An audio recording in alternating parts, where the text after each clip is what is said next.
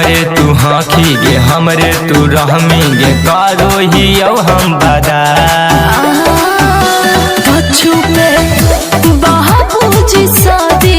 हमर सेट केल तोरे तो बहुत से नाता लगो जोड़ दिल कौगे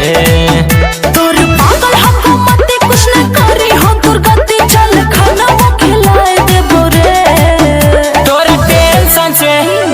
टेंशन से गेलियो पागल की आगिया लगाई ऐसा नहीं करी हो तोरा टेंशन से गेलियो पागल की आगिया लगाई देबोगे टेंशन से गेलियो पागल की आगिया लगाई देबोगे आगिया लगाई देबोगे आगिया लगाई देबोगे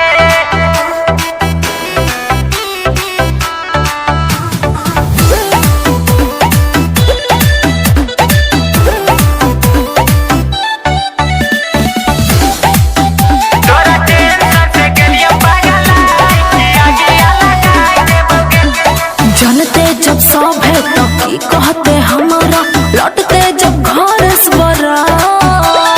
देख ले बहु हम हूँ करैतौ के शादी केकरा में हकौ औकात अच्छा राइटर